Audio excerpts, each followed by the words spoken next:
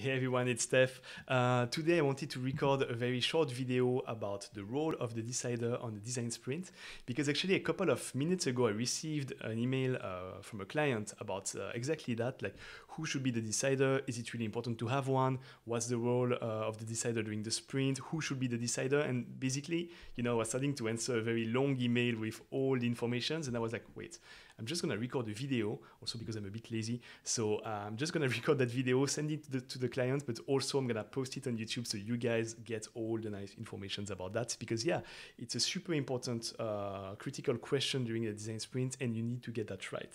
So the decider, it's super important to have one. I know that the temptation is like not to have one because we want to be agile, we don't like hierarchy, everyone is equal.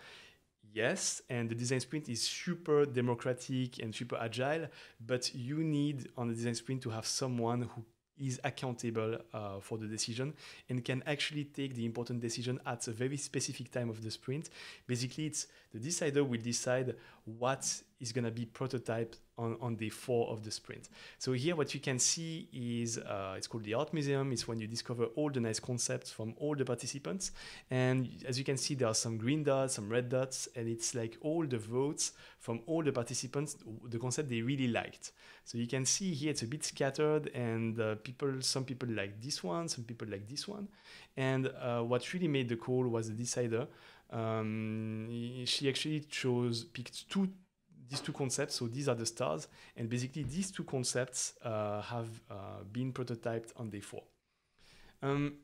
Now, so the way it works is on day 3, that's the very important day for the decider. At 10 a.m., the decider with the whole team is gonna discover all the concepts from the whole team.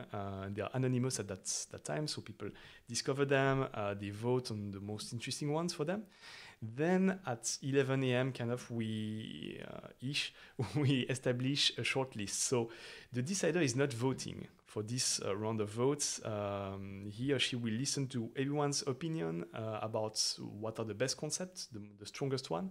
And it's only at 12, just before lunch break, that the decider will actually validate which concept will be prototyped on day 4. Knowing that, on the sprint, we have just one day to prototype the strongest concept, so we can't prototype all of them, and we really need to be able to choose, and that's the role of the decider. So who should be the decider? If you read the book, it's very simple. Like in the sprint book, Jake and John will tell you it has to be the CEO of the company. Well, you know what? It's very simple if you work with a startup because, yeah, you might have access to the CEO, and the CEO was part of the sprint the whole time.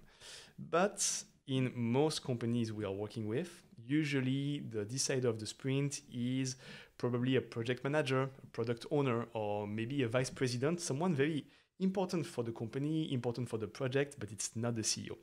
The rules really to have the right decider on the sprint is that that person needs to participate the whole time. So during the whole sprint, you have the decider on board. Super important. Second rule is that that person is in charge of, it's kind of accountable about the decisions, and also it's the person in charge of pushing the project after.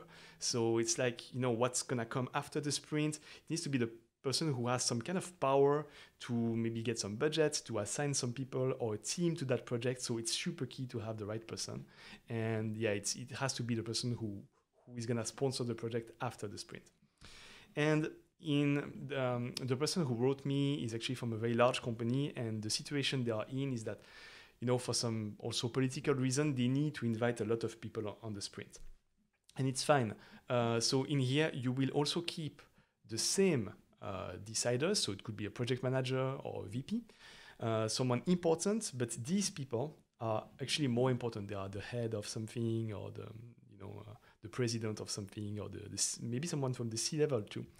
These people, they won't be here the whole time, so they won't be deciders, but you can invite them basically on day 3, and they are kind of like guest consultants, and they will consult the decider to actually take the right decision on what to prototype.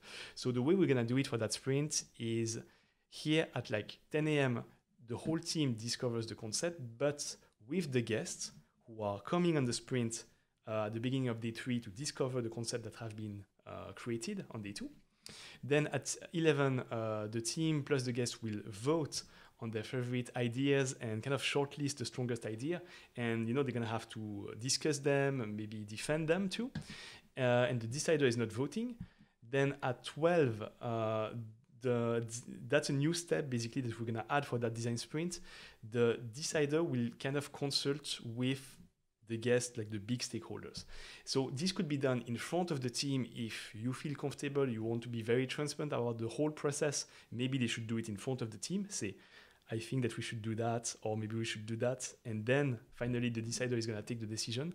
Or maybe it could be done in private, like during lunch break, only these guests, important stakeholders and the decider discuss together on what are the strongest ideas.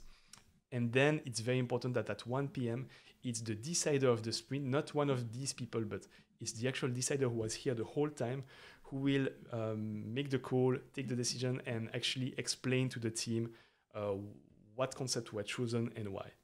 So yeah, that's it for the role of the decider during a design sprint. I hope it was useful. And if you have any questions, just write them in comments right here. And please subscribe to our channel if you want to learn more about the design sprint. Cheers.